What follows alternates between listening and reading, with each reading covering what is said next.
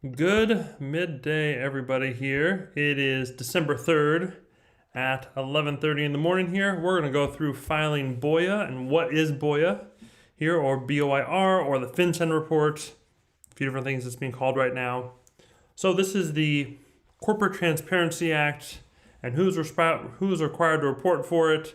It's basically all businesses unless you're a nonprofit or fall under certain government stuff, but for the most part, it's all businesses here. So this BOI report is due to the Corporate Transparency Act, which passed several years ago and is now being fully implemented. And the deadline for filing, if you're a business that was in existence before 2024, is less than 30 days away. It is actually by January 1st, you will be late in 2025 here. So basically, the idea with BOI is to add some transparency to business ownership. Basically, there's some people who are doing some bad things with shell companies and being able to hide who actually owned the company. And BOI its goal is to stop that. So I know there were certain states where you could have certain amounts of anonymity. BOI is here to take that away, unfortunately. There were some people who messed it all up, and so this is where we are in having to do this here. So who must file BOI? Essentially, pretty much every single company out there, unless you are publicly traded, large companies over 20 employees or 5 million in annual revenue and have a physical office, or if you are certain nonprofits or government entities. If you were a nonprofit prior to 2024, then you should be fine. If you became a nonprofit, if you got your 501c3 or C4 or C6 letter in 2024, then you will still need to file and actually just press on the first page as newly exempted, which we'll show here when we actually get to filing the actual BOI piece. So essentially it's everyone, all my real estate clients, all my real estate buddies, all your LLCs, even if it has one piece of land in there, even if it has one piece of real estate, even if it has nothing in there and it's just holding nothing, you still technically have to file. Which there's still a few that I still have to file here that are, from old real estate ones that I have from way back when, that I have to go through and do the filing on. So who's required to file as a beneficial owner? There's some real clear lines, and there's kind of some more ambiguous lines for sure. So if you hold more than 25% ownership in the company, either directly or indirectly, you're a beneficial owner. Congratulations. If you have, now this is where it gets a little bit more squishy in my opinion. Again, not a lawyer here. If you exercise significant influence over the company, such as CEO, CFO, COO, president, even general manager, then technically you're a beneficial owner. If you have the power to appoint or remove officers or directors, you're a beneficial owner. And if you have influence on major strategies and decisions, you're a beneficial owner. There is an exemption for lawyers and accountants, because we are an accountant and we do have influence over some of our clients' decisions they make and their strategies they make. But there is an exception for lawyers and accountants that I do not have to be. Cornerstone CPA does not have to be a beneficial owner on those other businesses. I'm a beneficial owner of Cornerstone, but we are not beneficial owners for all of our clients who we influence major decisions and strategies. So decision-making authority over financial matters is another piece here, and then holds control through a trust, nominee arrangement, proxy agreements. Basically, any sort of control they're aiming for here, and going all the way down to general managers, which is tough. Also because technically you have to then put in their information, and then if it changes, you have 30 days to go change it, or you're technically out of compliance. So some exclusions: minor children, employees who are not have that amount of control, people who received it through inheritance rights. Kind of oddly specific, but it is what it is. A creditor company, such as a debt collector, even though they have some influence or control over things, they are not actually an actual beneficial owner. Example: if you own a business with 4 other people or 3 other people, you're all beneficial owners. If a person owns 10%, but they serve as a CEO and they still make major decisions, they're also a beneficial owner. When in doubt, it's probably going to be more marking people as beneficial owners than not marking people as beneficial owners. What do you need to fill out this form? It's not much. Business name, the EIN, the business address, email, and a form of ID for each beneficial owner. So that's pretty much what you need to get started on this. And just so you know, as far as in reporting companies, if your business started in 2024, you have technically 90 days from the date of incorporation to file. If it started after 2025, January 1st, you only have 30 days to actually file your BOI report.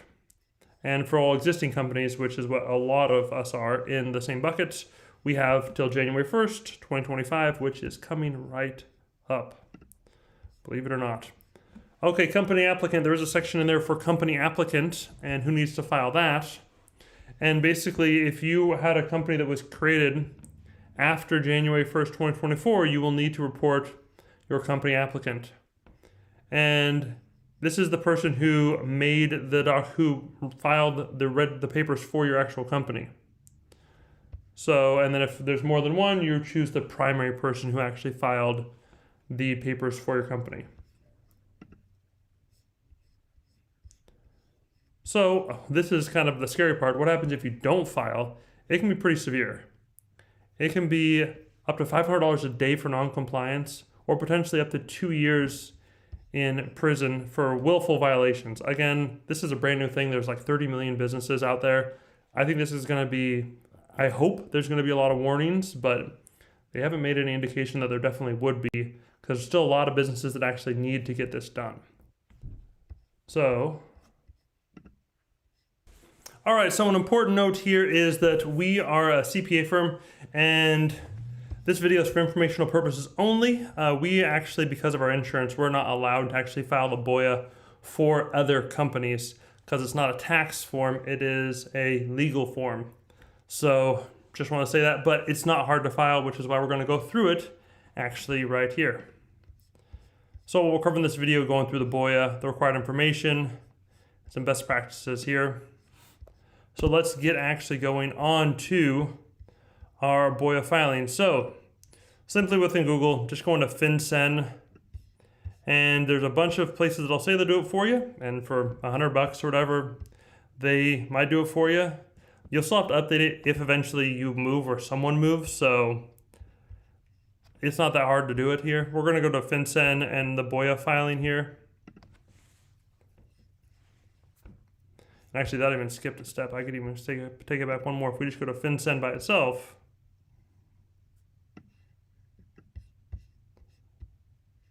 and then go to BOI, and then we can go to File, our BOI report right here. And for this, we are going to file this one, beneficial ownership information, get started. And we're going to file online. And if you wanted to print off a PDF, be my guest, but that's not what we're doing here today. So if you are a newly exempted, like nonprofit, like you were a corporation and then you got your letter in 2024, you'd fill this out here, you'd press yes, you'd just fill out this first page, and then you'd be done. For most of us, it'll be an initial report. If stuff changes later, like someone moves, it'll be an updated report. If you made a mistake, it'll be a correction of a prior report. We're going to go for the initial report right here, as most of us will be doing that. Bunch of disclosures. Okay, this is going to be ABC Plumbing. Boom, no DBA for this one. Again, this is a fake business name. And you're going to put in your EIN or social. We're going to put the EIN because this is just for the business here. We're going to add in the EIN number, which is 9 digits. Where the actual company is out of, where it was formed. Okay, and the address. Actually put in the real address. This is just a fake address here.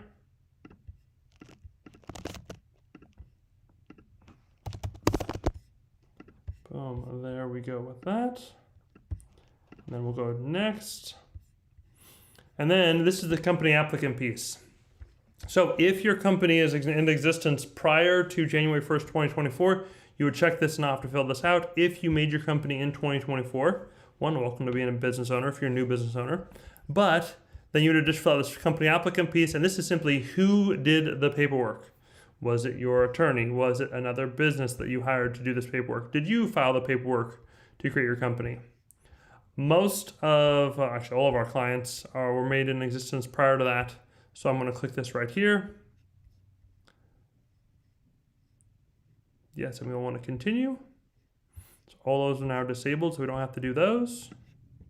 But we do have to do the beneficial owners. You add beneficial owners here. Again, it's managers, anyone with significant control, CEOs, CFOs, all that sort of stuff. You'll add them in here, and then you can also remove them if you added too many. So we are going to, also an important piece here is that you only have to do stuff that is in the red asterisks. And if this company, ABC Plumbing, was owned by another company, that other company would then be the beneficial owner. And then in that other company, CDE Plumbing, that one, if that one's eventually owned by a human, that one then, that's where you actually put in the human's information, or the person's information. But we're just going to say this is owned by a person.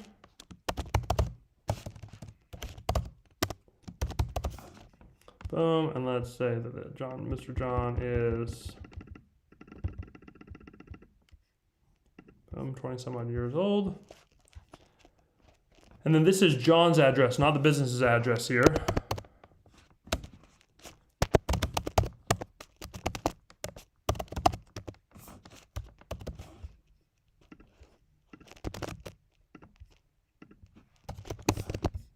There we go. And then type of ID for John here, state issued ID. ABC 123. You'd actually have to put in your real identification number, your driver's license number if you're doing that, where it's from, the state, and then actually choose, which I have a dummy ID here.